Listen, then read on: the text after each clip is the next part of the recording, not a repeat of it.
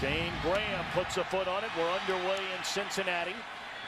And from the 8-yard line, this is Aaron Brown. And he is tackled at the 27-yard line, and that's where the Lions, with their #1 pick in the draft this year out of the University of Georgia, 21-year-old Matthew Stafford, grew up outside of Dallas, Texas. And you see the first 7 games, double the number of interceptions to touchdowns, but dead even over the last 2 games. But as you mentioned, schizophrenic in those 2 games. The great game against Cleveland, 5 touchdowns, the 4 interceptions last week in the Thanksgiving Day loss to Green Bay.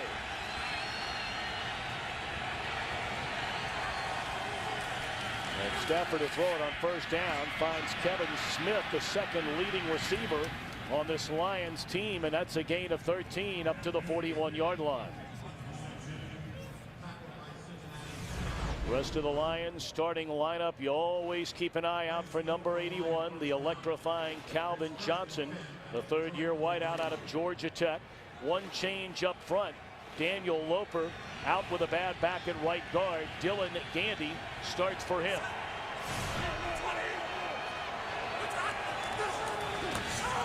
Smith a catch, now a carry. Slipped one tackle, and they're saying he was down behind the line of scrimmage back at the 36-yard line. Dhani Jones, the heart and soul of this Bengal defense. A defense which ranks #1 scoring-wise in the entire National Football League. Keith Rivers back after missing the last 3 games with a calf injury, and many believe the corners, Jonathan Joseph on one side, Leon Hall on the other, are both playing at a Pro Bowl level.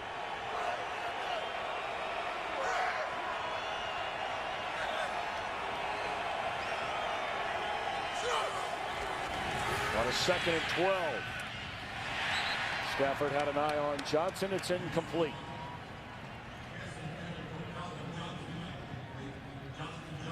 Well, through the first 9 starts of his career, Stafford with the 18 interceptions, the same number as the great Peyton Manning, and only 1 short of a Hall of Famer, Terry Bradshaw, back in 1970. And they can only hope that this young man develops to that level. And he's having rookie-like numbers, Tom, in terms of touchdown to interception ratio and completion percentage, but their faith in him is unqualified. Need to get to midfield on this 3rd and 12 to convert. Stafford in trouble, and down he goes. It's not a sack, it's a gain of 3 before Robert Gathers brings him down, and the Lions will punt it away. And 3rd and long is not where you want to be against these Cincinnati Bengals. And as we talked with Jim Schwartz yesterday, as he said, we can't just capitulate a series. We don't get that much opportunity. We can't just run a draw or a screen. They were looking to throw the ball down the field because they got to take advantage of every series, every opportunity they get. The Karras to punt it away, the rookie out of Texas, Quan Cosby, at the 15 with some room. Across the 35. And brings it all the way out to the 42-yard line. The punter made the tackle. Bengals get the football after the 25-yard punt return by the rookie Quan Cosby. Well, Carson Palmer and the Bengals welcome the return of Cedric Benson in the backfield. Benson has not played the last 2 weeks. Palmer on first down to throw it. And a first down reception made at the Detroit 49 by Lavernius Cole. Palmer, like Stafford, a #1 pick overall in a draft. Palmer back in 2003. Hard to believe, only 29 years old is Carson Palmer. And you see beginning to heat up, although the running game is certainly front and center for this Bengal offense.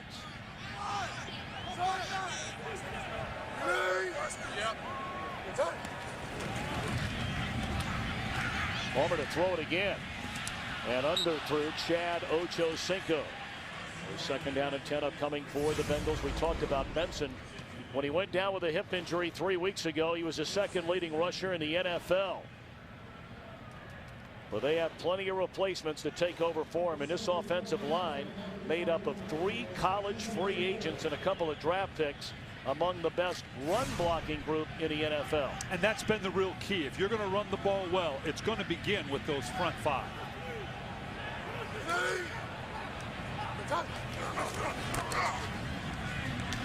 Benson, his first carry, and dropped for a big loss all the way back at his own 47-yard line by Julian Peterson. The Lions have had a tough year on the defensive side of the ball. Today, Averill and Fluellen get the start at defensive end. Peterson has played well. Larry Foote, the former Steeler, he knows all about playing the Bengals. And DeAndre Levy replaces the injured Ernie Sims. That secondary has been beat up all year. Middle 5-5. 5-4. Watch game. Good touch. 3rd and 14, and a little too high for Chad Ochocinco, then nearly intercepted by Louis Delmas. Delmas has had a good rookie year. He has. One of the really lone bright spots in that Detroit secondary, as you alluded to, Tom. Detroit, tough time defensively because they've been a different group almost every week. Hard to get consistency when you have guys in and out of the lineup like that, but they obviously came through on that 3rd and long. Now they're going to get another chance offensively. Cincinnati native Kevin Huber punts it away and into the end zone. They had a chance to down it at the 1 and couldn't do it.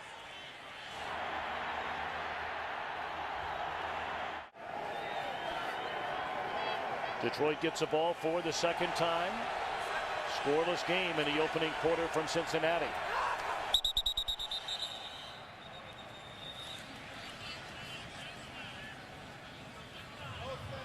Encroachment, defense number 99. 5-yard penalty, remains 1st down. That's Tank Johnson.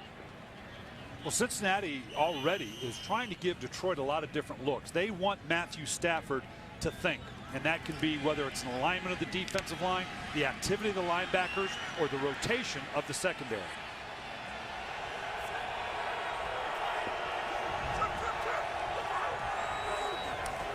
So a 1st and 10 goes to a 1st and 5.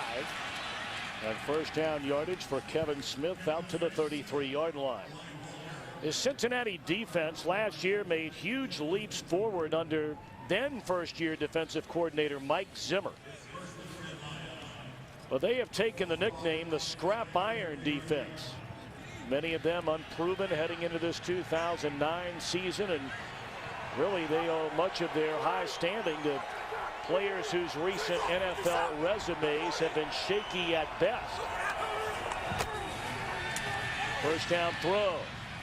And a catch by Johnson out to the 46-yard line. Another 1st down.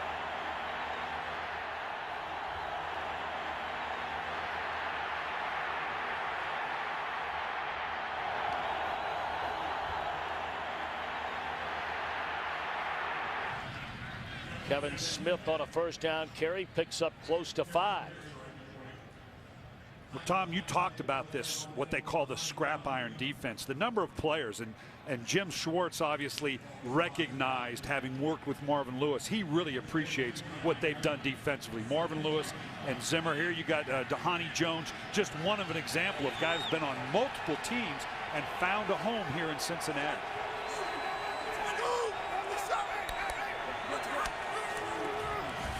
Second down and 5. Smith pitches it back to Stafford, looking around, and the catch is made but out of bounds by Johnson. Cincinnati is one of the best teams in the league in not giving up big plays, and even though they just did this little pitchback pass, they didn't buy into it. You're going to see here they are locked on one-on-one with Calvin Johnson. They know this is a guy you've got to limit. Joseph isn't buying it. He's going to stay on Johnson. He doesn't care who's running the ball right now. He's going to stay locked up with Calvin Johnson.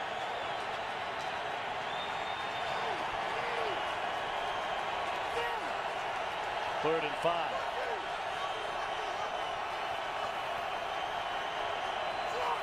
Bengals bring the blitz. Flag down on the play.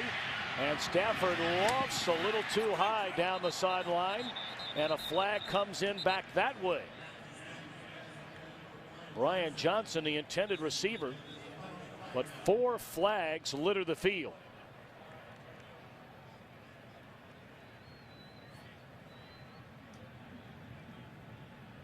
I think Matthew Stafford kind of knew he had a free one, looks like. There are fouls against both teams on the play that will offset. illegal formation, offense, number 12, up on the line of scrimmage, covered the tight end. Illegal contact, defense, number 29. By rule, these penalties will offset. Repeat, third down. And that's a dangerous one, Tom, because Matthew Stafford could have very well have thought, well, we must have offsides on the part of the Cincinnati Bengals, so I'm going to take a shot down the field, when in fact, had there not been the pass interference down the field and he'd have forced the ball down the field, indeed it was against Detroit. So that's one of those that can come back and bite you if you're not careful as to what exactly happened.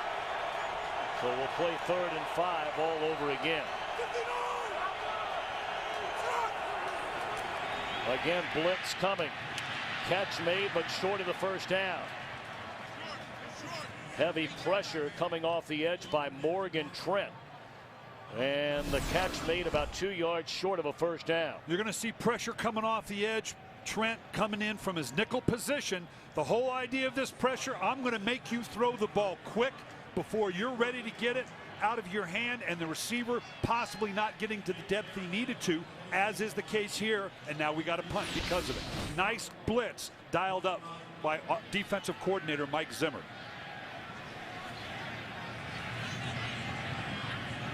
Nick Harris shaken up after tackling the return man Quan Cosby after his first punt of the game. Like the play clock may have expired on the Lions. Delay a game, offense, 5-yard penalty, remains 4th down.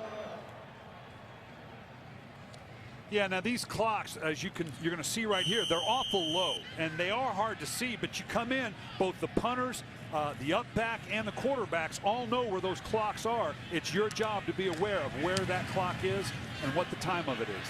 Cosby coming up to get the low line drive punt and brings it back to the 34-yard line. 8.5 minutes to play in the opening quarter from Paul Brown Stadium in Cincinnati. A scoreless game. Detroit coming in at 2-9. The Bengals a surprising 8-3, sitting atop the AFC North. Play action. Palmer all day to throw. Flag comes in late, and he finds his tight end J.P. Fashi. Not across the 40-yard line, but a flag came in from the secondary.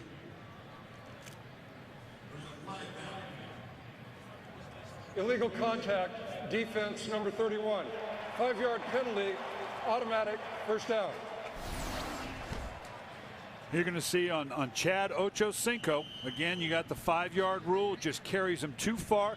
Nothing egregious, but you can't carry him past the 5-yard marker. So kind of a lazy penalty that upsets you as a coach, because it really wasn't going to impact the play. If you're going to, if you're going to have a penalty, man. Get a good shove on it.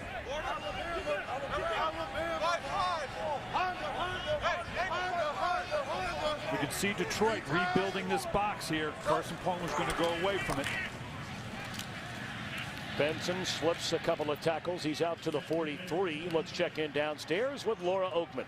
Thanks, Tom. Right after the Lions drafted Louis Delmas, his agent put him on the phone with another client, Chad Ochocinco. The two trash talked the whole time. Louis said ever since he's been practicing, he's been getting ready for today. I asked him, can you get in Ochocinco's mind? He said the only way you can get into Ochocinco's head is if you surgically cut into his head. You have to cut into his brain. I asked Ochocinco after trash talking the rookie all week, what do you think of Louis Delmas? His answer, who's Louis Delmas? Lauren, thank you very much. They give it to Benson again. And he's up close to midfield. Appears to be about a yard shy of the first down. Benson returning after missing the last 2 weeks with a hip injury. Suffered against the Steelers in Week 10. And we mentioned earlier, he was the NFL's second leading rusher before he got hurt. In fact, he had more rushing attempts than any back in the league at the time of the injury. Well, Cincinnati's very comfortable with their stable of backs, because if Benson's hurt, you got Bernard Scott, the young rookie, and then you got Larry Johnson. You're not going to be able to push Cincinnati away from their running game. And on 3rd and 2, they give it to Benson. He has a first down to midfield. Boy, it's a very impressive stable, as you say, Brian Billick. You start with Benson, and then Johnson went for better than 100 last week. Now, Scott is inactive today with a toe injury. He carried for over 100 2 weeks ago. And the guy not on there is Brian Leonard. They made a very specific decision at the end of last year and in the offseason. We're going to go build a stable of backs. They added Benson. Like you said, they've got this young man, Bernard Scott. They went out and got the running back, Leonard, as well from St. Louis. They've got a stable of backs because they are committed to the run. Palmer rolling to his left, looking down the field. In and out of the hands of Chad Ochocinco and Marvin White, a teammate of Ochocinco's the last 2 years. Knocked it loose. Yeah, this surprises me a little bit, Tom, that Cincinnati is throwing the ball this much this early. When I looked at the film, I expected, because of the way they're running the ball, that I was going to see a ton of 8-man front, 8-man box. But it's amazing how many people are still playing a shell defense, a loose defense, because of the threat of the pass. And Cincinnati is committed to running to that loose front. Quick slant. And a catch made by Ochocinco to the 41-yard line. Well, when you play this Lions team, Brian Billick, it's hard to imagine you're not going to explore the possibility of throwing the football. Look at some of these numbers against a pass. Absolutely, but they're going to do it on their terms. Cincinnati is. When, like that last play, you bring a guy down into the box and stop the run, we will throw it to the outside. But if you stay loose with your secondary, then we're going to continue to run the ball. That's the difference between this Cincinnati Bengal team and previous teams. Their commitment to the run when you allow it. They got an 8-man front in here now. On a third down, they give it to Benson, and he has a first down to the 37-yard line. And on a 3rd and 2, 3rd and short, you're not going to push them out of it, even with an 8-man front. Got a lot of people in the box here, and they're just going to go downhill with this offensive line. Cedric Benson, one of those backs that carries his pad so well. They've got a full stable of backs that are going to get it. Even if you're uncontacted, you're a man short in the box, they're going to run somebody over for that 1 or 2 yards. Sir.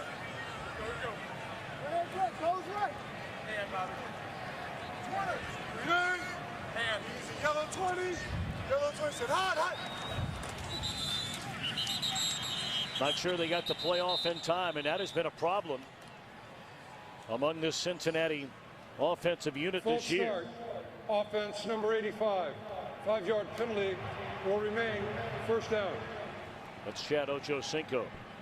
And Marvin Lewis goes nuts with that kind of stuff. And why? When you shift in motion and do the things that Cincinnati's doing, that leaves you at the line of scrimmage for a long time. It's tough on your offensive linemen. What you can't have is some receiver that's just standing out there and got nothing better to do than wait for the snap count. And this kills a drive when all of a sudden you're 1st and 15 instead of 1st and 10. Cincinnati will spend its first time out of this opening half. We talked about this Cincinnati defense, the scrap iron defense, and guys that have been picked up from other teams. The name that came up over and over and over again, Chris Crocker. He has an ankle strain, and his return is questionable. Benson cuts it back to the inside, gets a 5 back after the penalty, and there are more penalty flags down.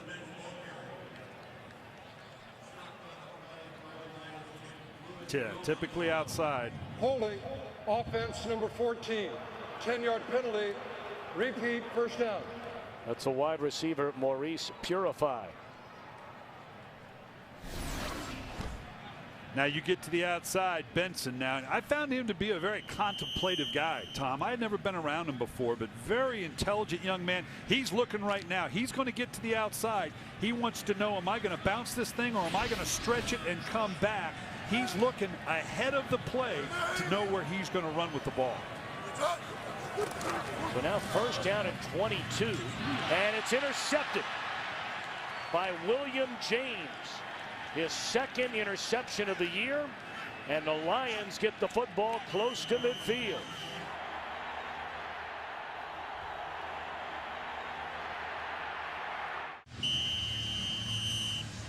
A rather sluggish start for the 8-3 Bengals, a scoreless game in the opening quarter. Matthew Stafford and the Lions start this drive from their own 46-yard line. Play action looking for Johnson down the middle of the field. Touchdown, Calvin Johnson. We mentioned a moment ago Chris Crocker out with an ankle injury. He came back in and was beaten on a 54-yard touchdown strike. Stafford to Johnson. Well, this is surprising against this Cincinnati Bengal defense that is among the best, particularly the last 4 or 5 games. They have not given up a lot of big plays, and after you get a turnover, that's exactly when you're expecting the big play to come from an offense. Now Jason Hansen for the point after. Out of the hole of the punter, Nick Harris. Low snap, but Harris able to pick it off the ground, and the point after is good. So, of course, it all started with that interception thrown by Carson Palmer. Yeah, this is a tough sequence. You're going to see right here, Carson Palmer is none too happy with Lavernius Coles. He expected him to break off throughout. You can see the look in his face. You're killing me, man. Here's what he's upset about. He comes off the ball, stop it right at the top, and he hesitates. He didn't break into it sharply. He waited, allowed the DB to get in front of him. And now after, watch the double play fake, 1, 2, and now you've got one of the most dynamic receivers in the league getting in behind Crocker, who had just been taken out with an injury, maybe not totally back from that injury. You cannot let Calvin Johnson get in behind you like a Randy Moss. He will kill you. Well, Matthew Stafford has now either thrown or run for a touchdown in all 10 games he has started in his rookie year. And right now, Crocker's trying to decide how did he get in behind me. Again, Cincinnati, one of the reasons they're currently the 2nd seed in the AFC playoff race is because they've not given up a lot of big plays like that.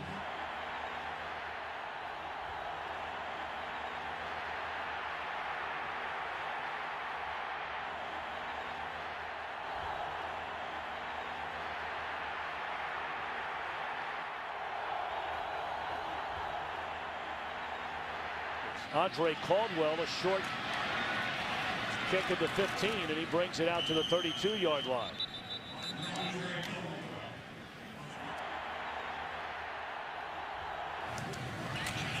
Benson on first down.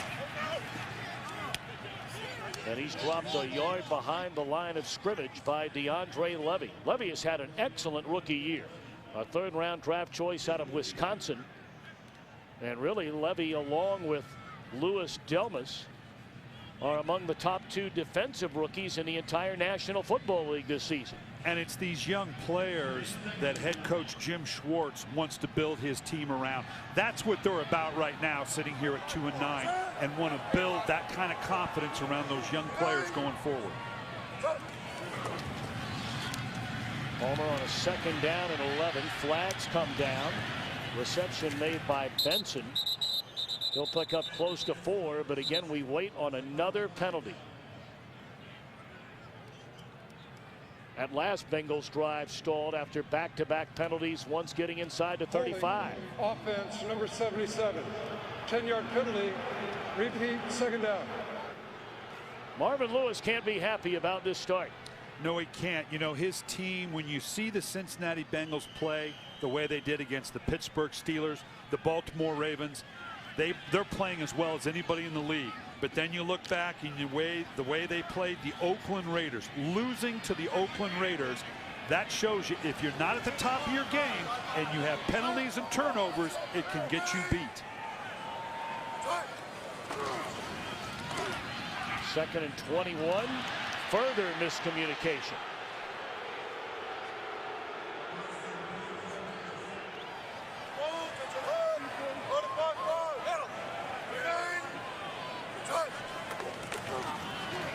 Third and a mile.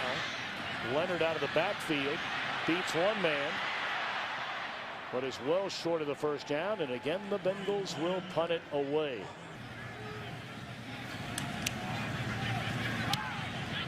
Kevin Huber hammers one, chasing Northcutt all the way back to the 10-yard line. That's another weapon of this Bengals team. Their punter has a chance to be among the best in the league.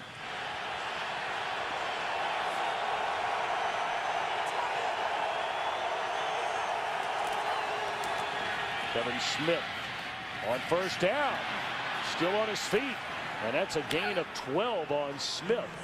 Out to the 28-yard line.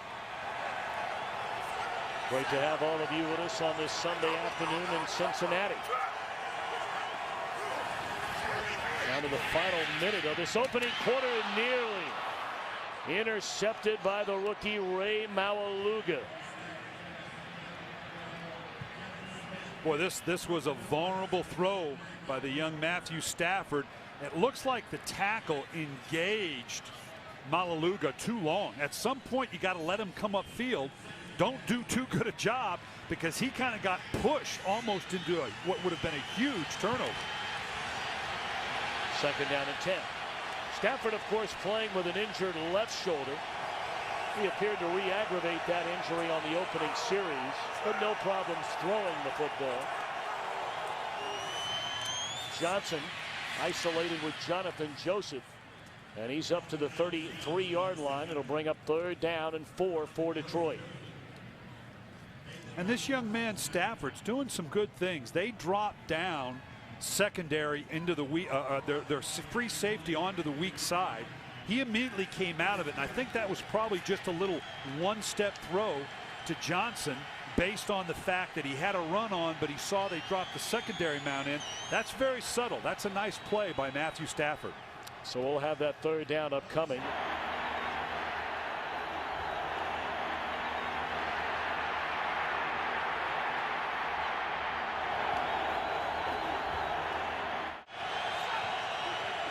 Detroit with a 3rd and 4 from its own 33-yard line. Stafford gets it away, and making the reception right at the first down mark is Calvin Johnson.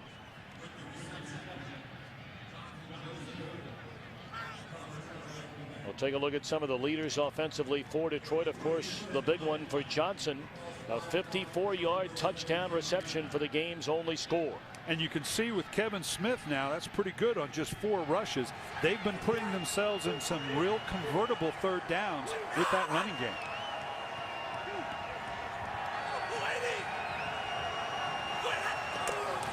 Second quarter just underway. Smith with good running room again, out close to the 45-yard line. Told you the Bengals, the leading defense in the NFL in terms of allowing points. They only give up just shy of 16 points per game. They are the 3rd best rushing defense in the NFL, but a very good start, as you pointed out, for Kevin Smith today. Well, and as I said earlier, this is just exactly what Detroit needs to stay out of those 3rd and longs by being good like that on first down. There's a gain of 8 on that first down carry. And lunging forward, close to a first down again is Smith.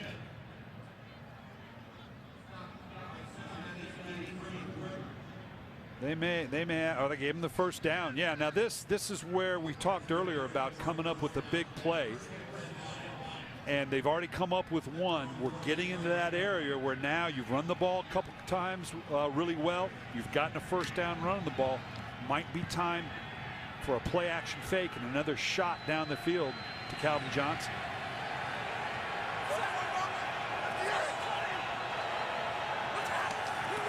Blitz coming, and down goes Stafford all the way back at the 35-yard line, but a flag comes in.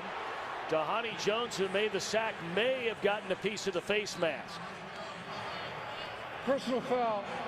Contact with the helmet and grabbing the face mask. Defense number 57. 15-yard penalty. Automatic first down. Well, that is a huge call. Yeah, and that's a shame. They obviously think of the same thing. If you're going to throw the ball, now, because that is a time to take a shot, we're going to bring more people. We're going to make you throw it up quicker. We're not going to let you wait to make that deep throw to Calvin Johnson. They dialed up it right. Unfortunately, scraped by the face mask, and the result's the same. I got a first down inside of Bengal territory now. Dhani Jones has certainly been an impact player since jump-starting his career as a free agent signee 2 years ago with the Bengals. Starting his career with the Giants and moving on to Philadelphia. They pitch it to Smith, and he is leveled right at midfield by Jonathan Joseph.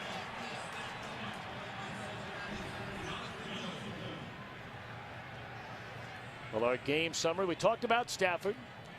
54 of those yards on a touchdown pass to Calvin Johnson. An extremely sluggish start offensively for the Bengals. Yeah, if you'd have switched those two monikers there, you'd have said, oh, that's about right, because right now Palmer has rookie Stafford type numbers and Stafford has Pro Bowl numbers like Palmer. Second and 11 through the hands of the fullback Jerome Felton. Third and 11 upcoming.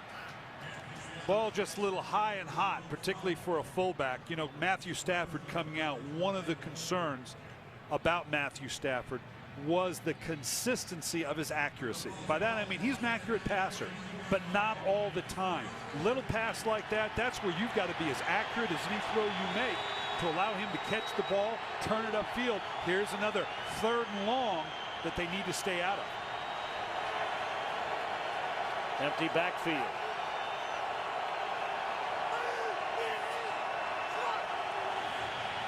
Screen batted in the air and intercepted by Fanene. And the big fellow will go to the end zone.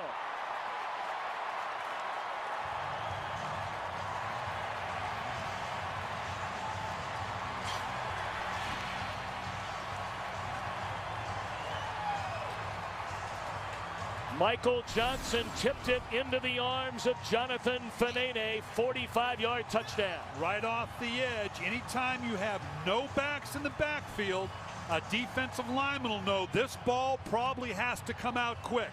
Great job by Fanene timing up and recognizing the ball's going to come out quick. I'm going to get if I can't get home, I'm going to get my hands up and try to tip this ball.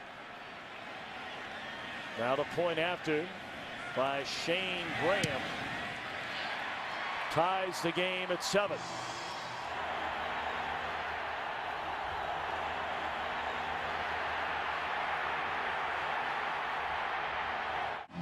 First career interception for Jonathan Fanene. They called him a late bloomer. Collegiately at Utah, did not get much playing time till his final year there. He's been a solid pickup for this Bengals defense. He has, and one of those scrap iron guys, you know, not someone that's valued early, but all of a sudden now has a valuable role on this team. Aaron Brown met at the 30. Boy, was he met at the 30 by Brian Leonard.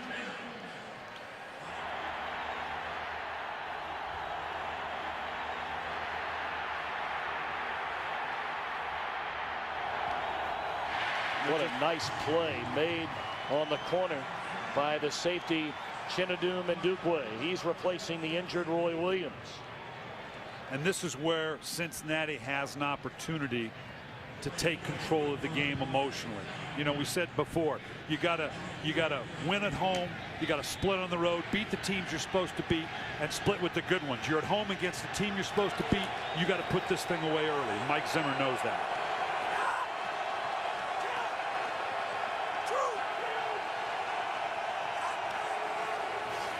Stafford will give it to Smith, trying to sketch it to the outside. And coming across the field to run him out of bounds, Brandon Johnson, third down for the Lions. It's interesting to note that of Stafford's 19 interceptions he has thrown now this season, 10 of the 19 have come on third down. Yeah, and that's a killer for a young quarterback. Cincinnati, one of the key things we talked about early is how good they've been on third down.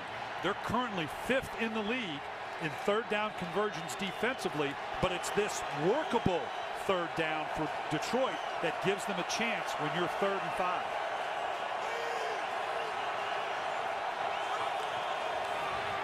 On this third down, Stafford steps up, brilliantly defended by Jonathan Joseph. Both Joseph and Hall are first-round draft choices. Marvin Lewis has a great deal of faith. They love to come up and press like this.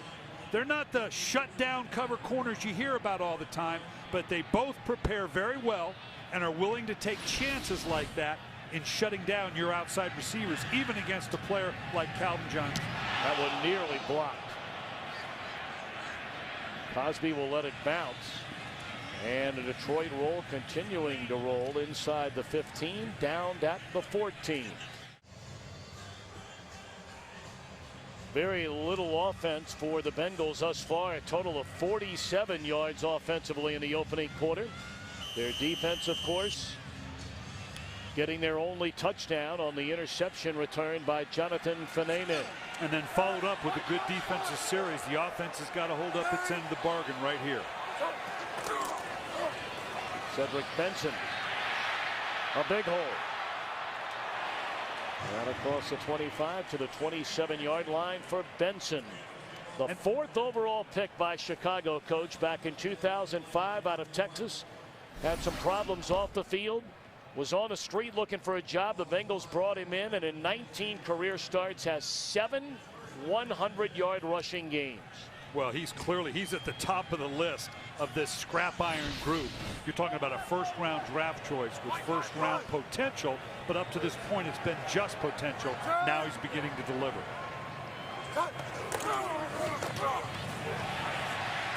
And delivery does again. A gain of 9 on first down.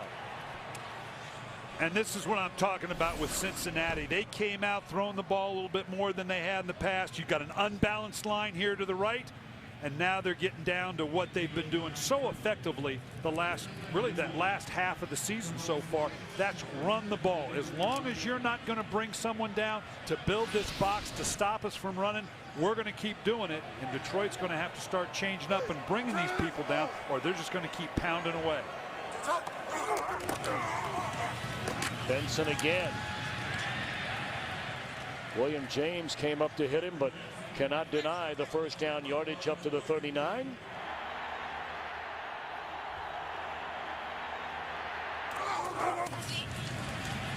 Benson forced to the outside. And nice plays defensively. You know, the one thing, and of course on Fox we primarily broadcast the NFC, so we don't see the AFC teams a lot. And we walked in the meeting with Marvin Lewis the other day and said, why don't you describe Chad Ochocinco? We can hear from everybody else and what they think of him. The first thing out of his mouth, never been around a guy who plays harder all the time than Johnson, whether it's on the field or on the practice field. And that's why you're willing to forgive some of the things he does. My frustration with Ochocinco, he's a phenomenal player, but until he stops doing some of that stuff, it eventually costs this team. Benson out of the backfield, pretty nifty footwork, tiptoeing along the sideline and very close to another first down. And this is something that, again, that I think they're getting used to doing here. Little play fake. They're not used to a lot of play action passes. That was not Carson Palmer's game since he's been here in Cincinnati.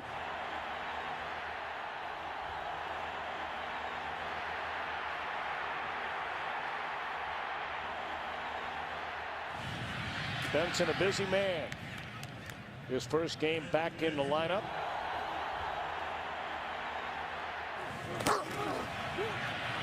On the reverse, they hand it off to Quan Cosby, and he's dropped in midfield, and a flag comes in late. At the conclusion of the play, unsportsmanlike conduct, defense number 97 leaning over a player and taunting him. 15-yard penalty, automatic first down. Boy, just a silly penalty there on Jason Hunter. Yeah, and that's brutal with that type of thing. You know, there's emotion into the game, but obviously this is just something that you're constantly talking to your players about. What are you doing there? You weren't even on the play. Okay, I love the passion, but it's not a part of the rules. It's not allowable. Jim Schwartz, obviously, this is the type of stuff, the discipline of a young team, and they are a young team, that you've got to teach them.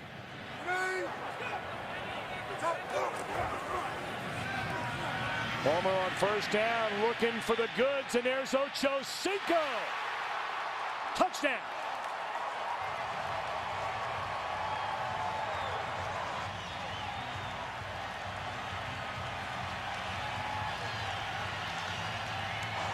"36-yard scoring strike from Carson Palmer to his favorite target over the last 7 years, Chad Ochocinco." And this is the the part of the game that they now have available to them that excites Chad Palmer. The ability to play fake and make the big play down the field. All right, the point after coming up by Graham.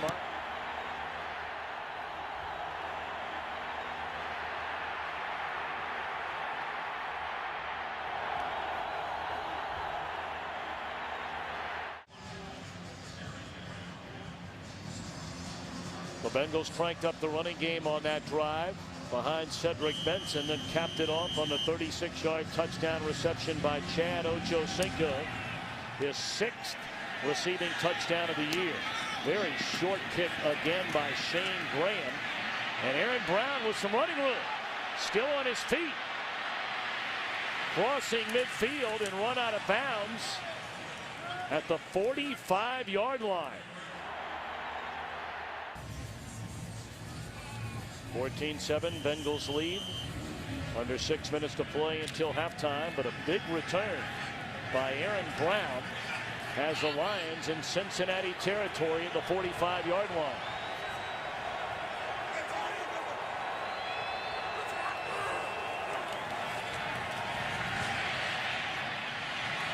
Had a wide open receiver, Will Heller, and Stafford missed him. Let's go back to the return.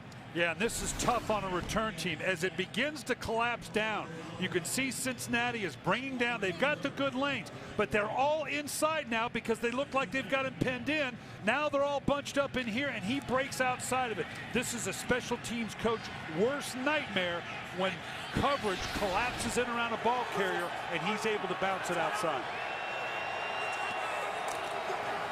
Second down, they give it to Smith.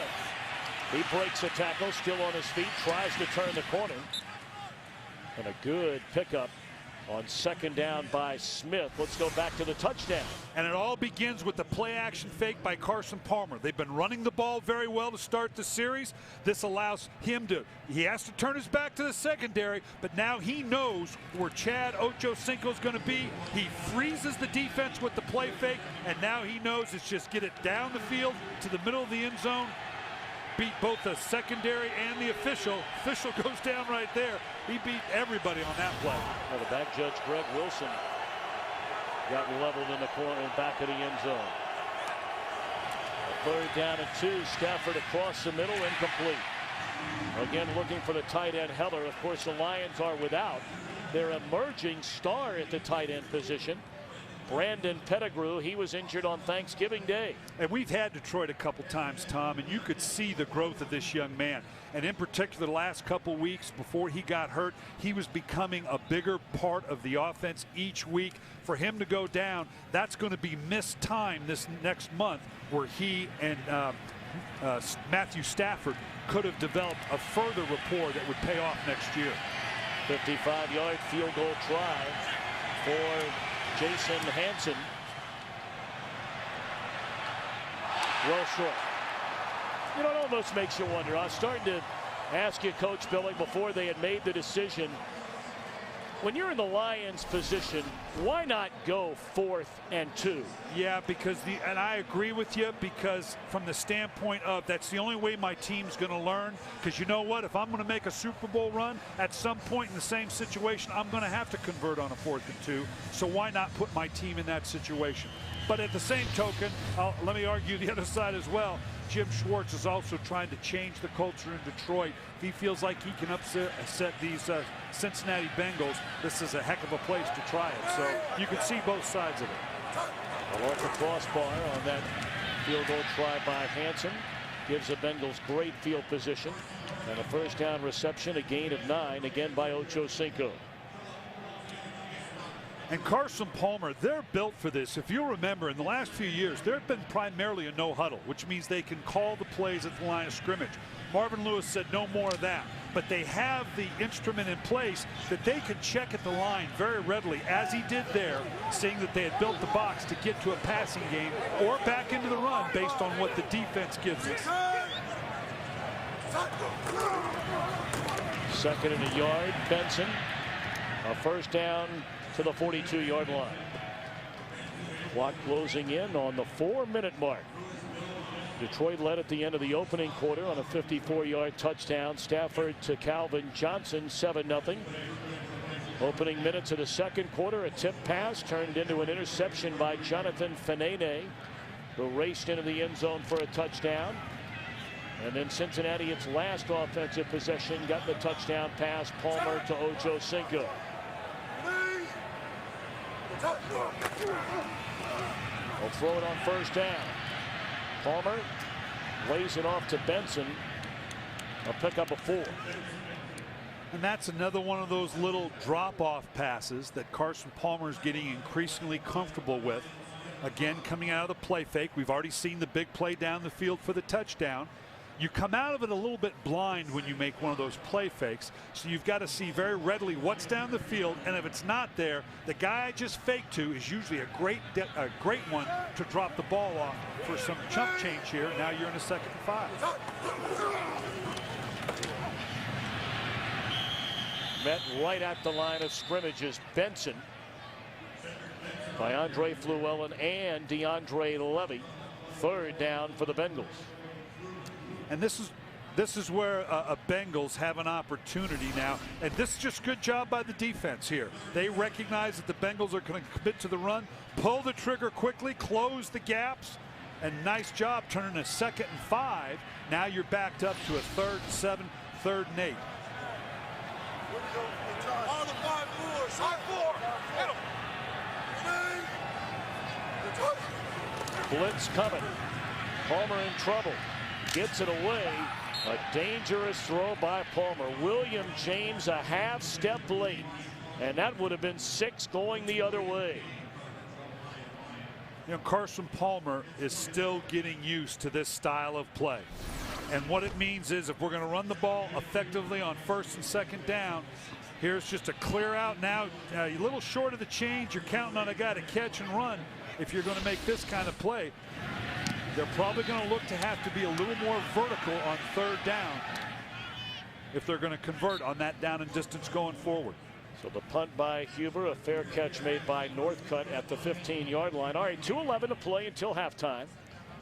Do you say to Matthew Stafford here, all right, let's try and take this thing down the field in the 2-minute offense? You do, and that's a part of the growth that we're talking about. Scott Linehan, the offensive coordinator, knows that what we say, it's all about the development of this team and no more so than this quarterback.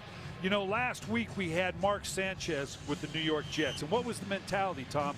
Just manage the game. Why? Because the Jets are still in the playoff hunt. Well, the Detroit Lions are not. So let this guy learn, good or bad. Put him in those situations and let him learn.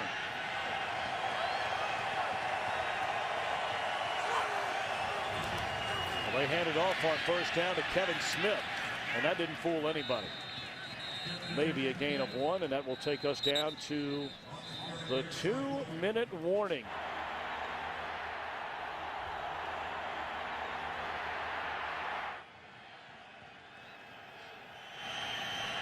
Well, apparently a timeout was called after that first down carry by Smith. They put 6 seconds back on the clock.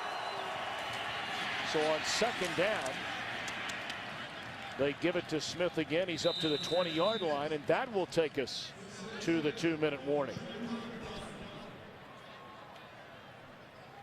So officially now is the 2-minute warning.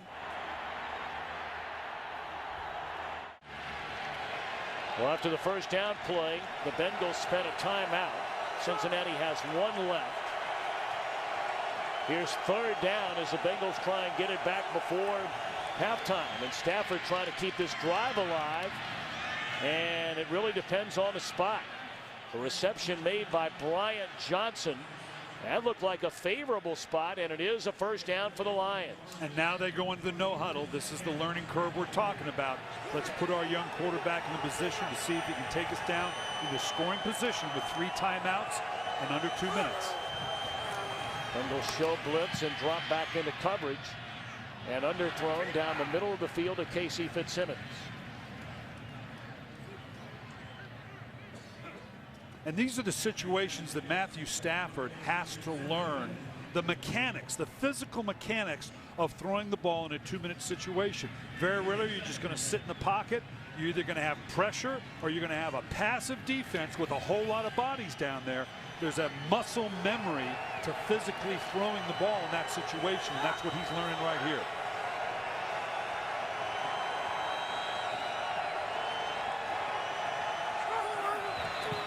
Blitz coming again, pump fake. What a catch by Johnson, and then it came out of his hands. Wow, that was going to be a big time catch now. This Calvin Johnson's as good as there is in the league. I would put him in the caliber of the Andre Johnson down in Houston, but like that situation, really just has not had an opportunity. Big, strong receiver. The ball had to come out a little early and a little high for Matthew Stafford. This is a gifted receiver that, given the opportunity, I think his numbers will emerge him among the really good wide receivers in this league. Tom Nelson jarring the ball loose. He's replacing the injured Chris Crocker at free safety. 3rd and 10. And thrown behind the intended target, Johnson. So with 1:19 left, the Lions will punt it away. Yeah, we talked about Matthew Stafford learning in that situation. I think he learned, you know what, I got to throw the ball better than I just did. Both those balls were high and hot. They faked a little screen underneath, and both these, you know, those are subtle throws, that back shoulder throw, but both those were too flat, too high, and too hot to be caught. Run by Nick Harris. Quan Cosby will let it bounce. And it's down at the 32-yard line. So with 1 timeout remaining, there is a flag down on the far side of the field, so we'll wait on that.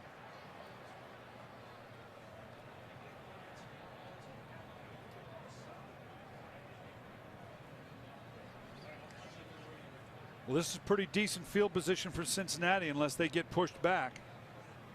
They're going the other way. Illegal touching of the kick. Kicking team number 39 went out of bounds, was the first to come back in and touch. 5-yard penalty will be added to the end of the kick. First down. That's a rookie out of the University of Cincinnati, D'Angelo Smith, just on the active roster today. One of those young rookie mistakes that you make. You cannot be the first one to be touching if you've established yourself out of bounds. So at the 38-yard line, they fake it to Leonard out of the backfield, and Palmer is sacked by Cliff Averill. And a timeout is called, stopping the clock with 57 seconds left. Carson Palmer looking to get a big strike down the field. They're in good field position. Nice job, Averill, coming back underneath Palmer, having to pull it down. Obviously, good coverage sack, had good coverage down the field by Detroit. Averill coming back underneath.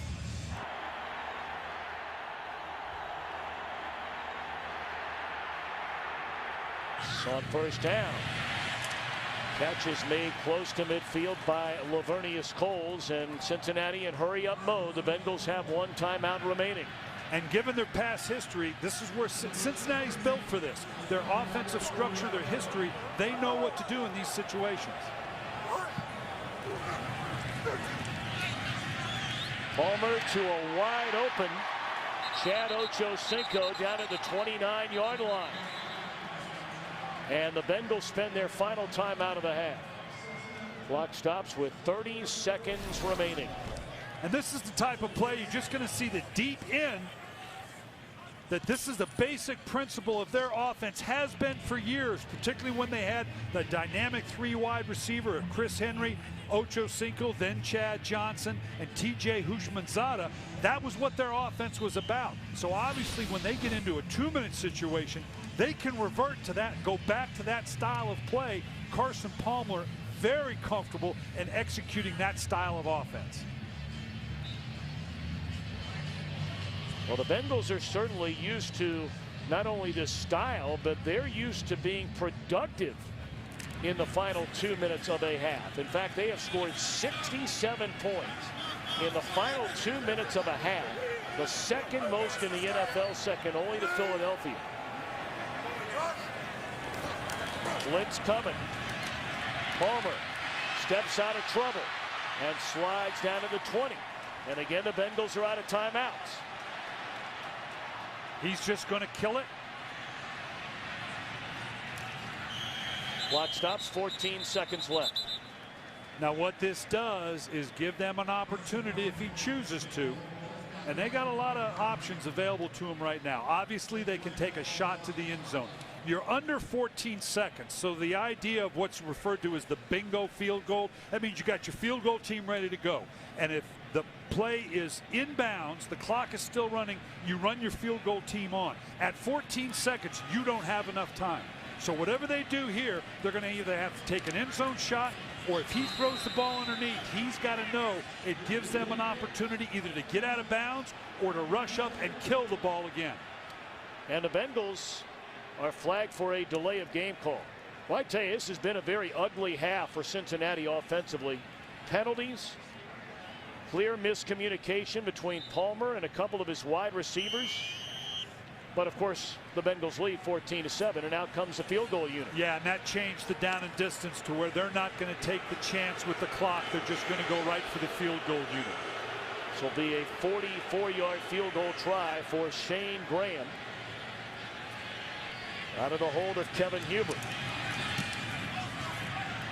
And it is blasted right down the middle and good by Shane Graham. And the Bengals lead stretches to 10.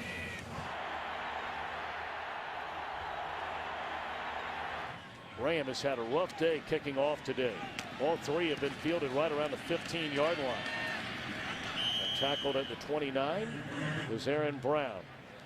Well, what a football season it has been in this region of the country. The Bengals in first place in the AFC North. The Cincinnati Bearcats undefeated on their way to a BCS game. And, of course, Ohio State just up the road on their way to the Rose Bowl. And I'm excited to see that show. You and I have the Sugar Bowl for Fox, Tom, and it's my first college game I'm going to be doing that way. I'm excited to see who we're going to have. We think we have Florida for one. That's pretty much set. Who's the other one going to be? Well, a lot of the talk, of course, here in Cincinnati is that the Bearcats will be the opponent in Tim Tebow's final collegiate game, more than likely again at the Sugar Bowl.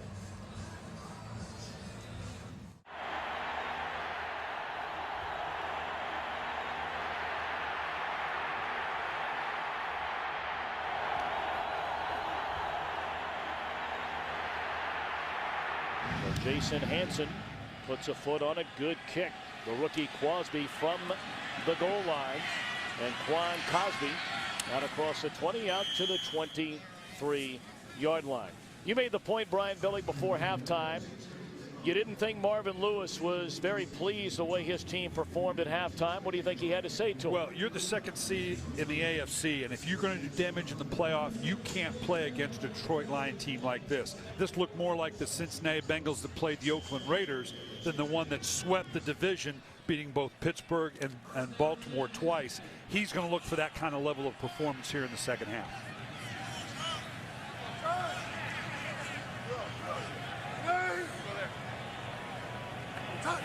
Palmer on first down will give it to Cedric Benson, and he picks a couple of yards. Let's check in downstairs with Laura Oakman. Laura. Well, Tom, pretty much Marvin echoing what Brian just said. He said offensively we're not executing. A couple of times we had personnel changes. A couple of times we had wrong guys in. Our communication has been having issues because of that. We need to clean that up.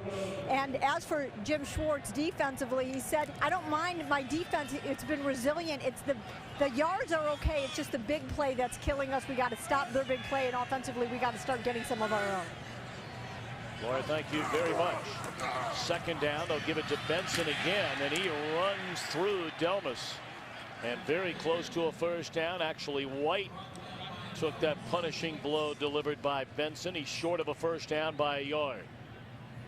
Benson's one of those guys that can start that stretch play, and he's got so much power and such a great burst that when he wants to put his foot in the grass and now get downhill immediately off of it, that's when he's the most lethal. Well, out of the I formation, a very good blocking fullback for the Bengals is Johnson. He leads the way for Benson, and he has a first down to the 34-yard line. And this is where the change in mentality for Cincinnati. I'm sure Marvin Lewis is on the phone to Bob Bratkowski and constantly prodding him towards, we've got him going a little bit, we're hitting this run, let's make sure we keep this as a physical game, keep those runs downhill, and then take your shot with the play action pass. Andre Smith, the rookie, the #1 pick out of Alabama, who played for the first time last week, getting more and more playing time as this game goes on today. And he helps lead the way for another big run by Benson. That'll be a gain of 11. They have huge expectations for a huge man. He's here at the right tackle, and they've got the other tackle, number 74, Rowland.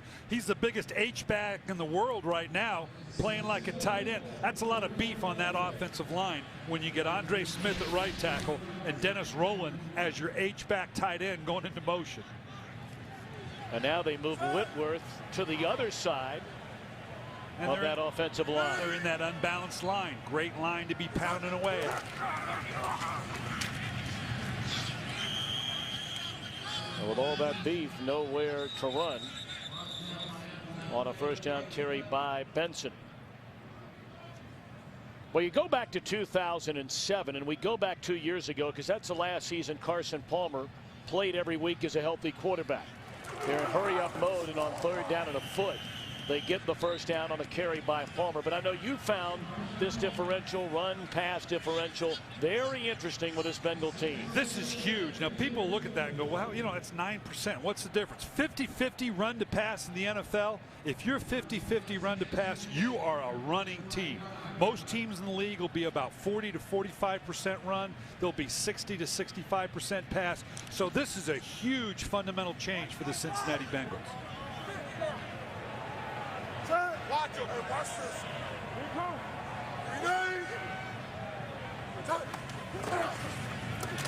A rare throw on a first down by Palmer. And another reception by Chad Ochocinco to the 38-yard line. Again, here's an example. On first down, you're going to see a play fake by Palmer. That gets the defense, in particular in this instance, when you're going to throw just in behind the linebackers have to respond to that fake, and now you're going to run that deep in by Ochocinco and get it in just behind those linebackers that you pulled up with the play fake. William James, the starting cornerback, limped off the field after that last catch. A gain of 16 by Ochocinco. First down blitz coming in a slant. The reception is made by Ochocinco. He's down to the 18, and he's gone over 100 yards on the afternoon receiving. Great job by Carson Palmer. He's getting pressure, so he knows exactly where he wants to go. If he's getting pressure, that means Chad Ochocinco, who just got away with a little push there, is going to be one-on-one. So Carson Palmer knows exactly where he wants to go with the ball. Anytime he can get one-on-one with his star wide receiver. 29th career 100-yard receiving game for Chad Ochocinco. Has 6 catches for 112, and they're adding to that. He's smothered close to the 10 by Louis Delmas. Well, Laura Oakman brought up earlier when Chad Ochocinco said, "Who's that guy?" Well, he just found out because Delmas just leveled Ochocinco over near the sideline. Yeah, I think he's going to learn who Delmas is. That's a pretty good hit, but I think he'll be up and going here in just a minute. Opening drive of the second half. Chad Ochocinco shaken up on the last play. Appears to be all right. Although he's on the sideline for the second down carry by Benson, who's still on his feet and very close to a first down, maybe about a half-yard short. Well, if he didn't know who Delmas was before, he's going to know right here because he got upset. He got set up perfectly here for a great shot by Delmas. I think he maybe bounced his head off the turf a little bit. But then you see this. This is what being professional is about. They've been jawing each other all week, probably will for a long time. Delmas, one of the bright, young, up-and-coming defensive backs. He's going to be back and forth with Ochocinco for a long time, I imagine. Well, injured on the play for a second time on this defensive series is William James. William James able to walk off the field. He appears to be okay. The Bengals have it 3rd and less than a yard. 11th play of this drive.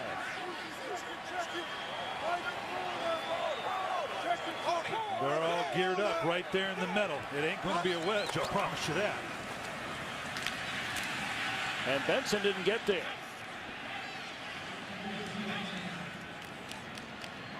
Nice job by Detroit. They know, obviously, this commitment to the run by Cincinnati. As I said, they've got it all jammed up in the middle.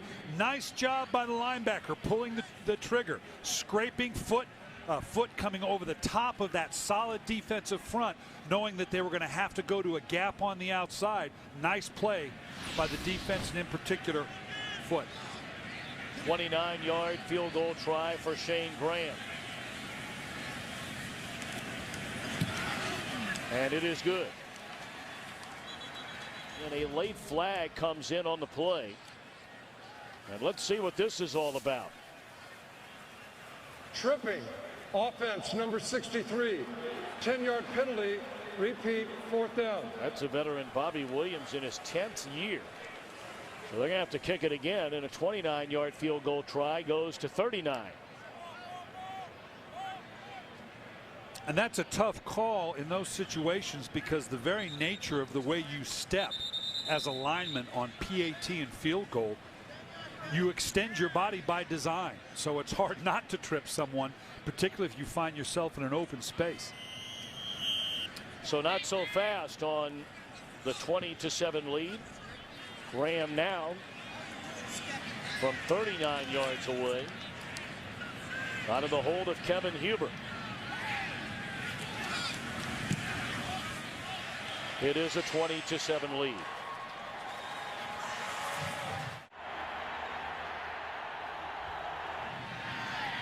Another very short kick by Graham.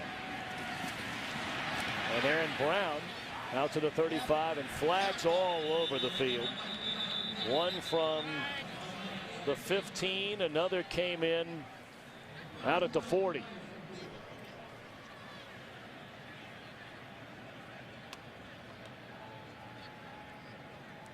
You know, it's frustrating for everyone, fans, players, owners.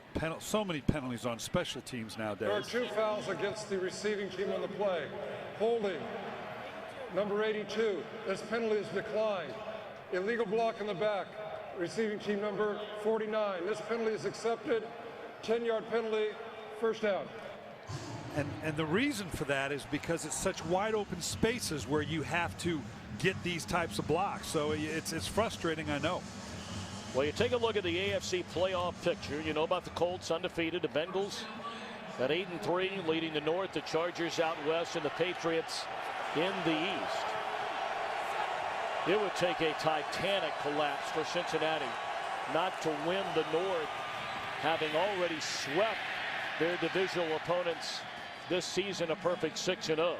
But the wild card race, Brian, I mean, everybody with a fighting chance nearly. Denver at 7-4, the Jaguars at 6-5. Both of those teams leading in early games today. The Ravens play tomorrow night. Steelers leading Oakland earlier today so far. Boy, it's going to be quite a scramble. And that's its own division right now, because that's what these teams are. You know, it's less about the divisional races than it is that wild card division in both the NFC and the AFC right now.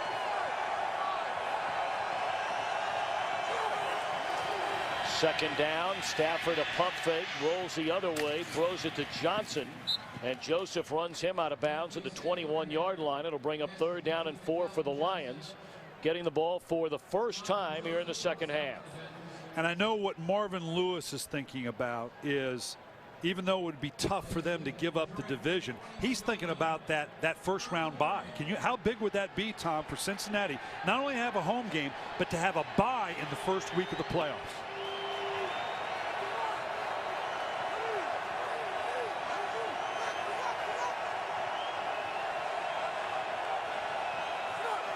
On a 3rd and 3, Stafford dropped. Back at the 11 by Robert Gathers.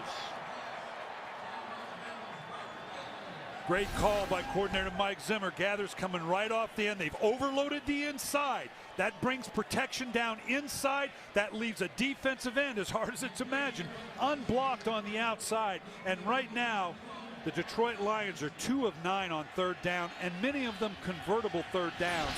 That'll kill a drive quicker than anything. Harris punts from the goal line. Juan Cosby at his own 40. Boy, he has turned into a dangerous return man.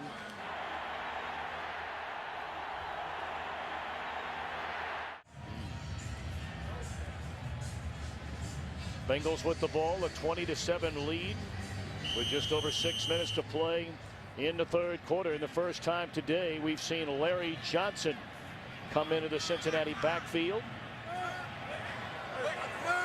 He rushed for 107 yards last week against Cleveland. Down to the 30. That is an incomplete pass to Andre Caldwell that was short on the throw by Palmer. Let's send it downstairs to Laura.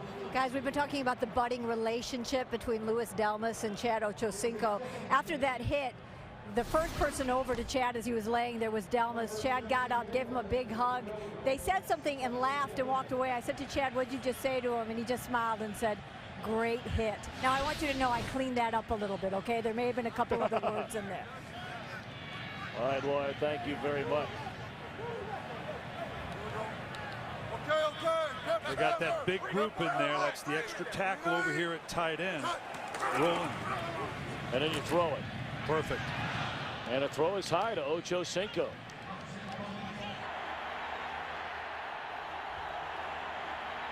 You talk about that NFC East. The Eagles still right in the thick of winning that thing. Out of the backfield, Leonard leapfrogs a defender. And is very close to a first down. In fact, he has it at the 34-yard line. He jumped right over Kevin Hobbs. Very athletic move. Leonard's one of those guys we talked about, them building this stable of backs, getting him from St. Louis in the offseason. This kid out of Rutgers, now a very good athlete, big athlete, physical athlete. He's part of that stable of backs that we've talked about.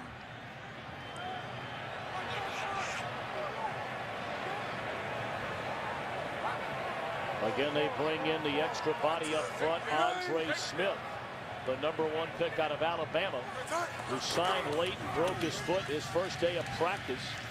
And Larry Johnson picks up a yard, his first carry. Again, tackled by Levy. Look at the way Carson Palmer, he's got an injured left thumb. And you notice this when you look at the film. I want you to watch Carson Palmer and the way he has to hand the ball over, hand the ball off going to the right. He's got to use his right hand. That is an awkward way to exchange, but it shows you if you practice something long enough, even that can work. Larry Johnson playing in his third game as a Bengal after he was released by Kansas City. A two-time Pro Bowler, twice in a season, has raced for better than 1,700 yards in a season. Made his Bengals debut 5 days after signing, only 2 carries against Oakland. And then after Bernard Scott was injured last week along with Cedric Benson, Johnson got 22 carries for 107 yards. It's a very shrewd pickup by the Bengals. Very, and it tells you we are not going to be pushed out of our running game because we've got a group of backs now that allow us to stay in it. Blitz coming. And Palmer hit from behind. That's a loose football. Picked up by the Lions. Philip Buchanan stripped it away.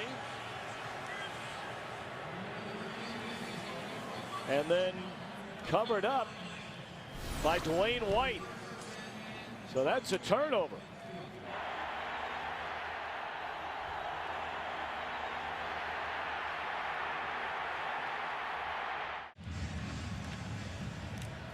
Philip Buchanan, his first career sack, forced a fumble, and the Lions have it in midfield, trailing 20-7 with 4:05 to play in the third quarter. Stafford play action, rolls and throws it away.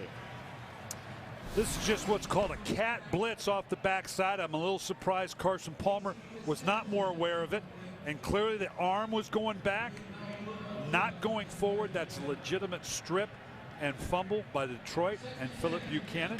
Nice play on a cat blitz coming off that left side.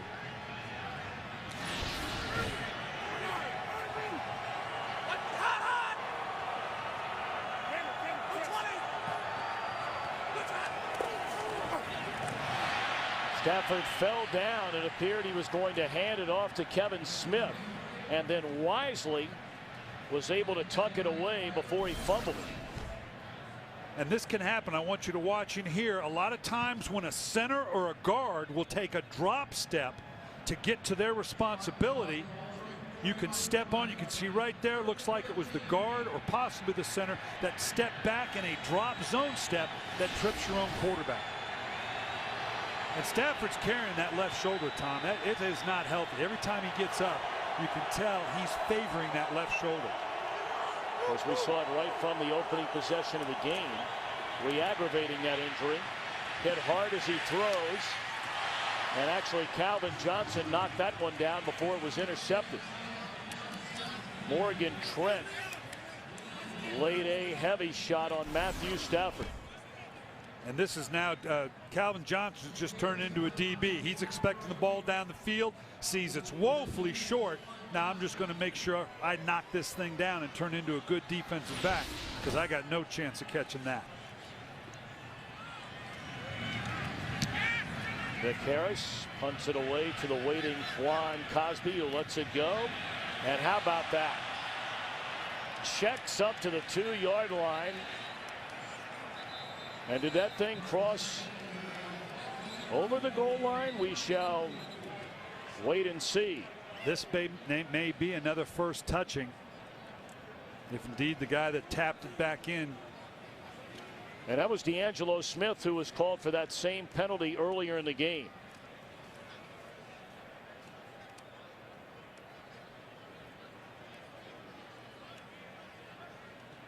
Yeah, I can't remember the last time I saw that called once in a game, Tom. For it to be called twice, you're going to have a long conversation. Illegal touching of the kick. Kicking team number 39. Wow. That's the same guy. Young man who graduated from the University of Cincinnati. Cincinnati has exercised the option of taking the penalty as a touchback. Ball will be placed at the 20-yard line, first down. And I'm confident that Stan Kwan, the special teams coach for the Detroit Lions, explained to him what he did the first time, and evidently he's not quite getting it.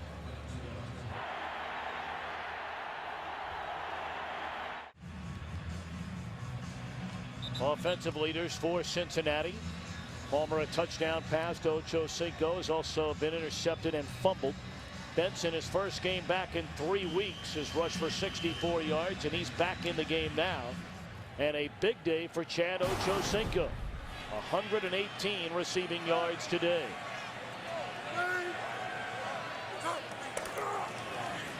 Benson for a couple. Boy, now Matthew Stafford, we've seen, you're going to see 2 hits right here coming off the edge on Matthew Stafford. First, off the outside on the nickel, and I want you to watch how he carries that shoulder as he gets up.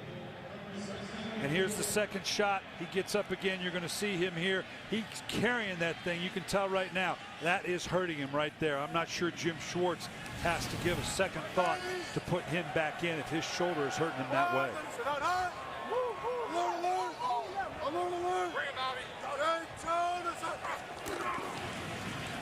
They'll give it to Benson again on second down. And he's to the 24. Let's check in with Laura Oakman. Following up on that with Matthew Stafford, he's shooing away trainers when he came over to the bench, but he's in a lot of pain. You can see him grimacing, even putting on his jacket when he sat on the bench, just wincing the entire time.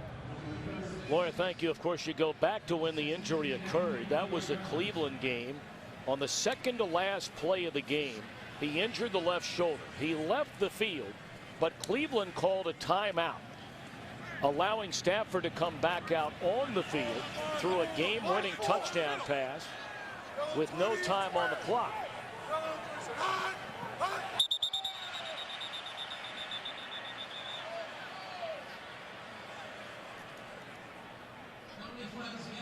Prior to that 3rd and 6, will it go 3rd and 11 or 3rd and 1?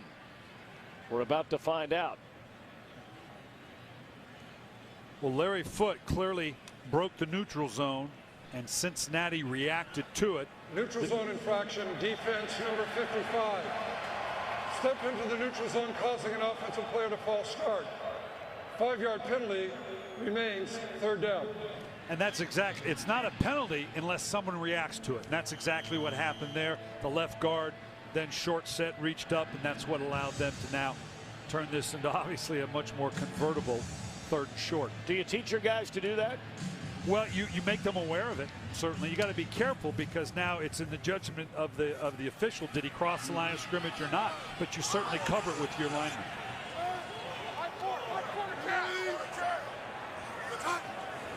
3rd and a yard, they're going to throw it. And who else? Been catching Palmer passes all day today. Chad Ochocinco, a 1st down.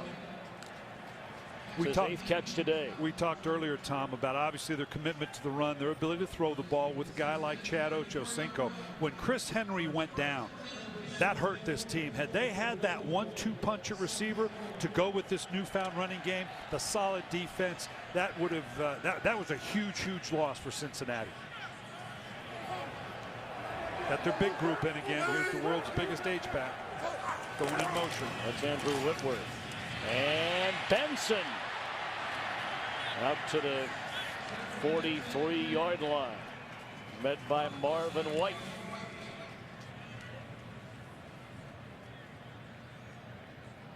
And the Bengals are content to let that clock run out in the 3rd quarter. Benson closing in on 80 yards rushing. Should he go for 100 here today, it would be the first time an NFL team has had a different runner go for over 100 yards in 3 straight games.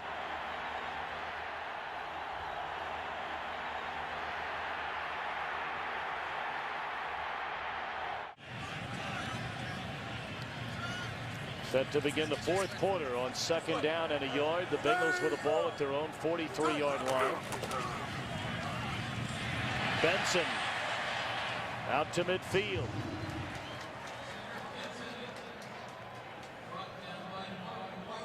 And this is the ability of the Cincinnati Bengals that even though we're not going to be run out of our running game, even though you're going to put all those people down into the box, clearly we bring the extra tackle in. You know what we're going to do with the ball. We'll occasionally throw out of it, but we both know we're going to run with it. And even with that, we're going to push you around. I know what you're doing. Bengals, an amazing story as there's Ochocinco. He's inside the 35 down to the 34-yard line. But you know, you go back to Benson, coach, and you and I, after visiting with him, and you brought it up earlier in the game, really on so many levels, the Bengals and Benson have been on a parallel path over the last 4 years. The Bengals in 05 on their way to the playoffs. Benson, the 4th pick in the draft out of Texas. Since then, Cincinnati has been out of the playoffs. Benson has been out of the spotlight, at least on the field. And then after he joined the team last year, he had 3 100-yard games, accounted for over 1,000 yards of offense in just the 12 games.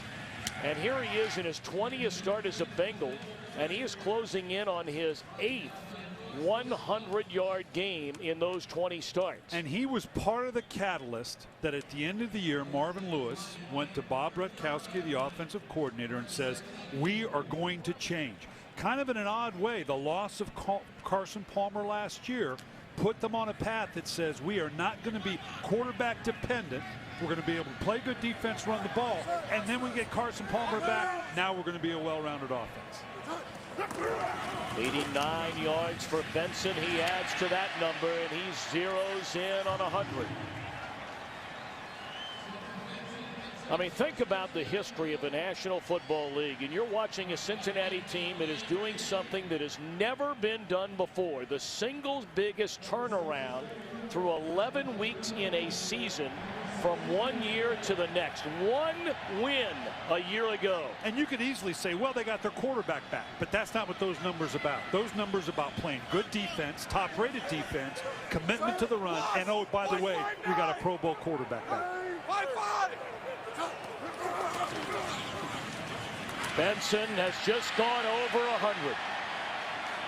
And a flag comes in late.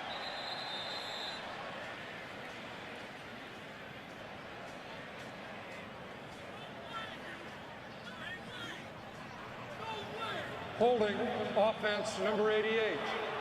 10-yard penalty, repeat, first down. So Benson is not over 100 after the hold by the tight end J.P. Foshee. Of course, the Bengals lost their top 2 tight ends in the first 5 days of training camp. And that combination, along with what we alluded to earlier with Chris Henry, you know, you think about how well balanced this team is even right now. Imagine if those guys were still on the roster. The potential for the running game with those kind of receivers down the field as well. And now they're going to throw it. Go right to Foshee, who committed the penalty a moment ago. And he's inside the 20, down to the 17.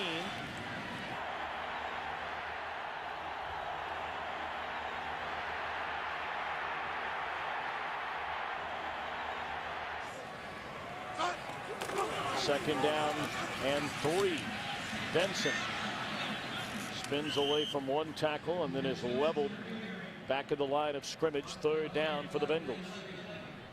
You know, we just saw J.P. Foshee make a heck of a play, Tom. You talk about an iron, you know, scrap heap type of people. This guy's been in the league 3 years. He's been with 7 different teams. Now, this is a good football player. You get a guy like that, that's just a gift from the football gods going, are you kidding me? This guy's bouncing around. He's a journeyman. He's been a big part of the last couple of weeks. What a great pickup by the Bengals. Well, he's got 18 catches, scored a touchdown last week. Out of the backfield, Jeremy Johnson a half-yard short of a first down. That is an outstanding play made by Marvin White, and the crowd begging Marvin Lewis to go on fourth down and about a foot. Palmer wants to know what they're doing. They're going. Marvin's begging for a spot here. I don't know if he's going to get it. He wants to know how far he has to go. Well, whatever they're doing, they better hurry up. And Correnti's not going to give it to him. They're going to make him do it on his own. Bengals 8 of 12 on fourth down this year.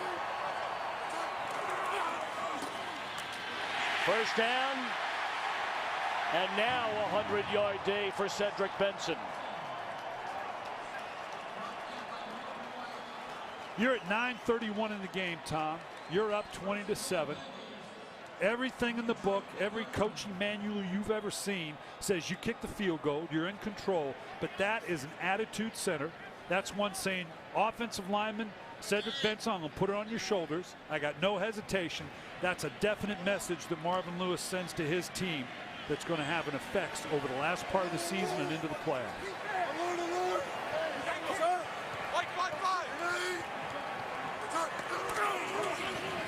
Benson again. 5 100-yard rushing games for Benson. Had he not missed the last 2 weeks, the way this Bengal team runs the ball, now granted he wouldn't be there statistically with Chris Johnson, but Johnson would be the only back in the league with more rushing yards than Cedric Benson. And it's a great story when you visit the young man, and even publicly he says, you know what, Chicago was my fault. I made some mistakes. He hasn't put it on them, and Chicago wasn't wrong in letting him go. But what a great rebirth for him here in Cincinnati.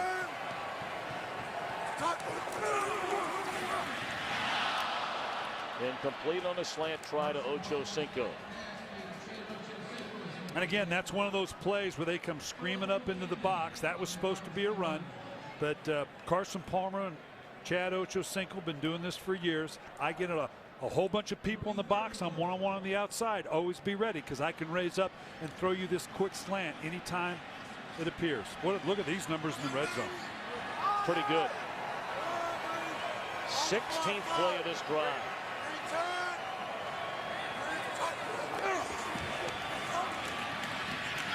Another touchdown for Palmer. No, dropped. In and out of the hands of Daniel Coates, a backup tight end. And now the field goal unit comes out. But Cincinnati here, just what a laser shot by Carson Palmer. That's a former Pro Bowler making a Pro Bowl throw right there. Would have been nice to be able to hang on to that. That's a tight window, but yet a safe throw, because he threw it only where Daniel Coates could get it. 24-yard field goal try by Shane Graham. is good.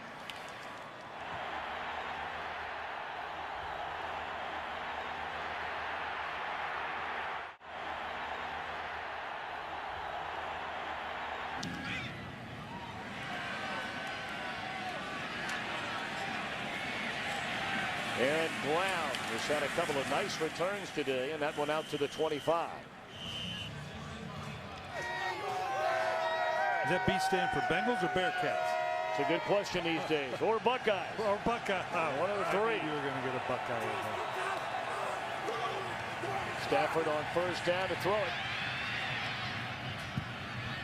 Catch is made by Casey Fitzsimmons. He loses his helmet, but brings it out to the 33-yard line. Stafford still in there. You a bit surprised? A little bit, but obviously the shoulder, you know, it can be hurtful, it can be painful, but if he's not hurt, he's letting the man work through it. I don't know that I wouldn't have pulled him out. I'd hate to have him miss a lot of appreciable time in the last month. And another Bengal defensive lineman is injured, this time Tank Johnson. They're thin there already. Back in a moment. Tank Johnson able to walk off the field. Appears to be okay on the Bengals sideline. A big run for Kevin Smith into the secondary, has a first down to midfield. Well, we talked at the open of the show about how they'd like to finish with a good solid running game, which meant Kevin Smith, but that's the only run they've really been able to crank off so far today.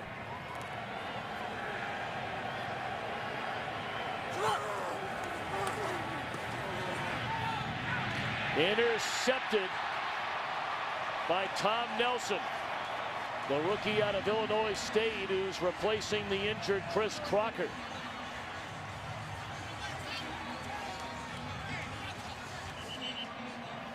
Tom Nelson, his first career interception, picking off Stafford. Just a questionable throw. It looks like he's trying to go back shoulder here to the tight end, but this was way too far in behind him, and this is just fallen into an interception here on an errant throw.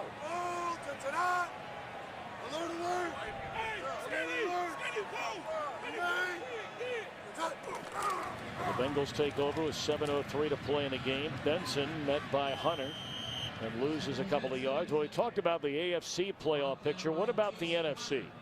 Well, it's not. I'm sorry. Go ahead, Tom. Well, I'm just saying the Saints in danger of losing their first game of the year today. Yeah, a little more defined than the AFC picture, and particularly when we get a chance to look at that next group. There's not as many people involved. You know, that second division. This is the NFC wild card division now, but they're all playing one another to a degree. Green Bay Packers have to play Baltimore on Monday night. Obviously, the Eagles and Giants are going to play again. So this is going to be a very interesting picture to watch over the next couple of weeks. When all is said and done, Brian Billick, and I know you're not in the prediction business, but as you look at those teams, as a flag comes in, Benson gets to the 31-yard line as he loses a couple of yards, but again a flag down. I know you're not in the prediction business, but as you look at that NFC, where it's I'm not going to say a commanding lead, but a pretty decent lead in that wild card race. Illegal formation, offense, only 6 men on the line of scrimmage. This penalty has been declined. Third down. A little bit of breathing room there, if you will, for Green Bay and for Philadelphia. Do you like those two teams to come out there? Right now, yeah, because Atlanta has got some things going on, particularly defensively. The New York Giants, that whole NFC East, that's going to be the most compelling. New Orleans and Minnesota, you're not going to catch them, obviously. Arizona in that NFC West is always a little dicey, but I think there are enough of control there.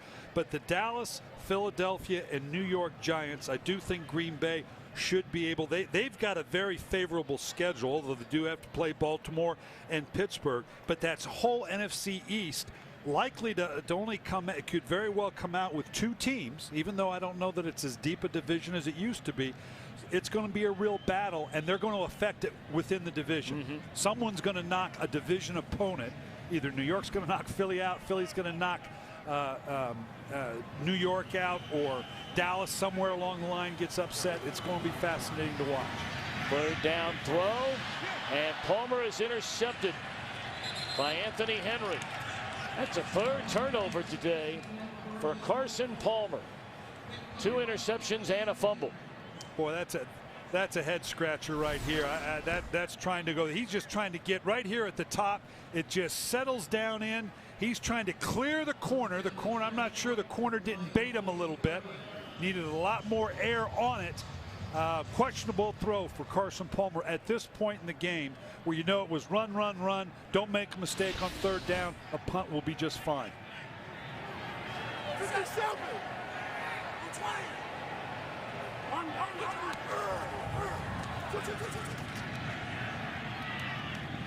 Smith, the reception on 1st down, cuts it back to the middle of the field, and a good pickup after the reception by Kevin Smith.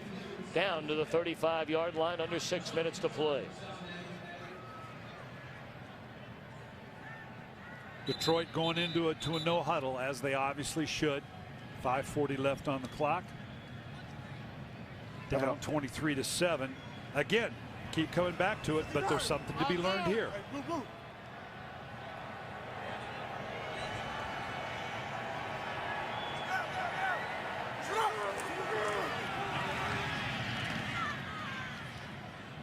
Smith to the 30-yard line on 1st down. Well, looking ahead over the final 4 weeks here on Fox, games of importance, and there are a lot of them. Certainly New Orleans and Atlanta, big divisional game there. You mentioned Green Bay at Pittsburgh. New Orleans, be interesting to see if they're still trying to maintain an undefeated season in that final weekend. Saints at the Panthers, Philly at Dallas, the Giants at Minnesota. Of course, if New Orleans loses today, all of a sudden that home field advantage becomes the big story. A sack by Michael Johnson, the rookie out of Georgia Tech, back at the 39. You know, Michael Johnson falls into that scrap heap group. This is a guy that fell down the draft charts just a little bit. Maybe undervalued in terms of coming out of the draft, coming out of Georgia Tech. Great leverage, great arm reach to get in and swat passes down. Screen to Maurice Morris, and he's short of a 1st down, but this is 4-down territory for the Lions. 4th and 3.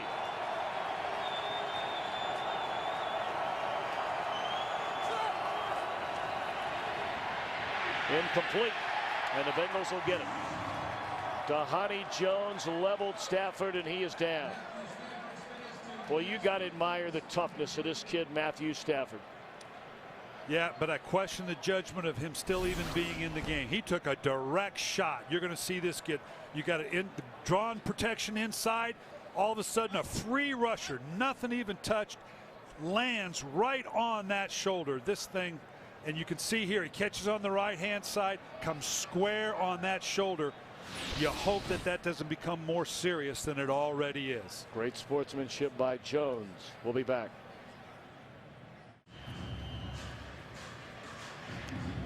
Stafford in a lot of pain.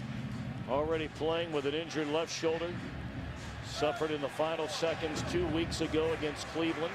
And Brian Billick, you said it very early on in this 4th quarter about the decision to keep running Stafford out there. I mean, he has taken a beating here today.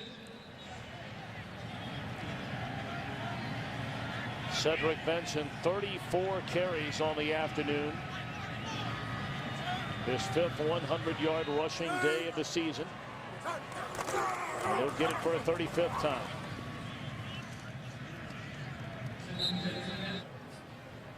Back-to-back timeouts called by Detroit, stopping the clock with 3:17 to play.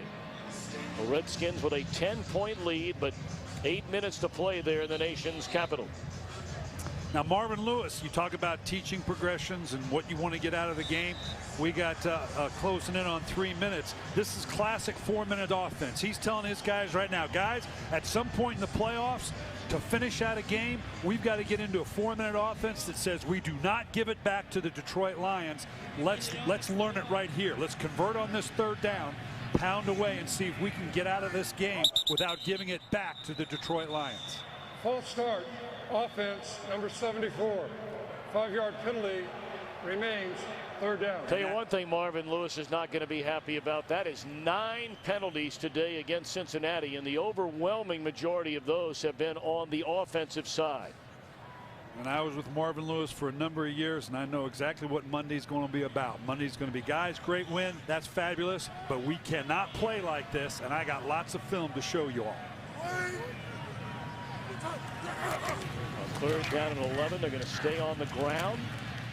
And Benson to the 30, and out comes the punting group led by Kevin Huber.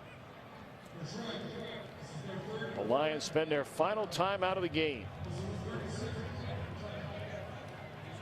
And of course, even though there have been a lot more dark days than bright days since this franchise began in the late 1960s under the leadership and ownership of Paul Brown, they have had so many great offensive players through their franchise's history, and especially throwing the ball all over the field. Northcutt escapes one tackle, still on his feet, and out to the 42-yard line. As Dante Culpepper, the 11-year veteran out of Central Florida, takes over. Of course, Culpepper made news before that Thanksgiving Day game when he had words on the sideline with general manager Martin Mayhew. Now, Culpepper came out and said, I have no problem with Mayhew, and you didn't have to really read between the lines to understand that Culpepper was not happy with the coaching staff after Stafford was injured in the Cleveland game, didn't practice leading up to the Green Bay game, and Stafford wound up getting the start when Culpepper thought he was starting. Yeah, it comes down to communication. You know, obviously, prideful player.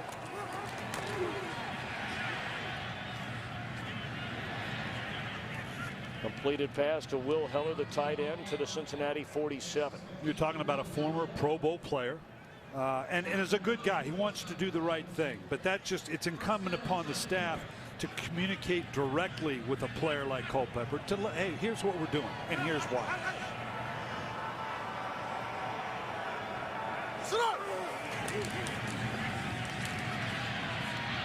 Culpepper slides to the 40. That'll be in a gain of 7.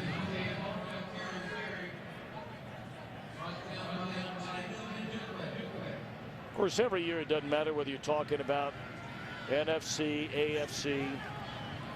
The playoffs are always such a battle. We're at the 2-minute warning. 2-minute warning. The Bengals a 23-7 lead over the Lions. Detroit with a ball at the Cincinnati 40-yard line. Dante Culpepper has replaced a wounded Matthew Stafford. Culpepper airing it out into double coverage. Did Johnson come down with the ball? He did. Wow. Took it away from Ndukwe and Jonathan Joseph.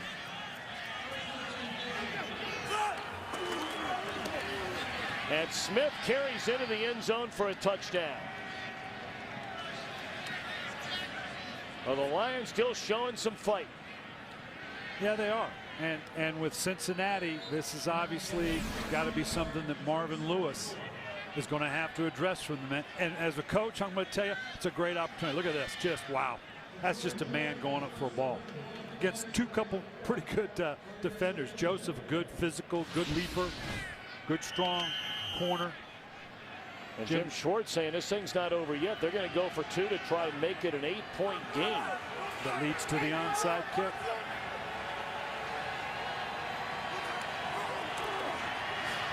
Throw it up for Johnson.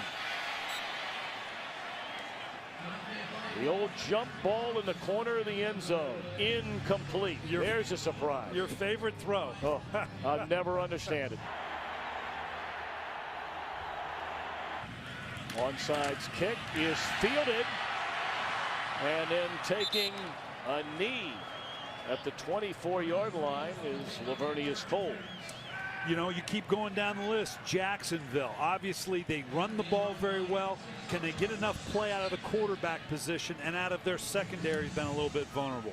Baltimore, Pittsburgh, each has shown the ability to be good football teams, but the vulnerabilities are there. The defensive backfield for Baltimore.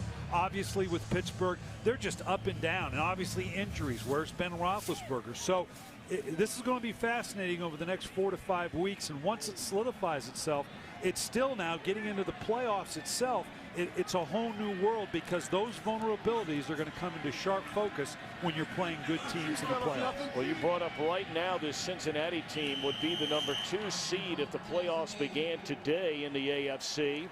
But of course, they have 2 titanic battles coming up on the road in consecutive weeks. They go to Minnesota next week, and then that game against San Diego may well decide who will be the #2 seed when all is said and done in the AFC. Because it may come down to that head-to-head competition, which is always the first tiebreaker, and so that's going to be huge, and the fact that it's at San Diego. Bengals one more home game over the final month, and that's against Kansas City 2 days after Christmas, and they'll play the Jets. Well, what an intriguing game that could be for the New York Jets that final weekend of the regular year. Always an intriguing matchup of one team having secured a playoff spot, maybe playing for playoff position, and the other one having to win to get in. Always an interesting dynamic the last week of the season. Tell you, not an easy schedule for Jim Schwartz and the Lions.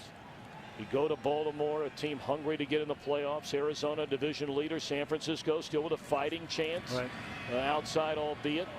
And then Chicago, a division rival to end the year.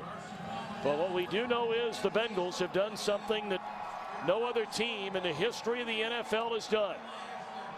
The swing from one season to the next, and Marvin Lewis has tied the legendary football figure Paul Brown for second most wins in Bengals franchise history.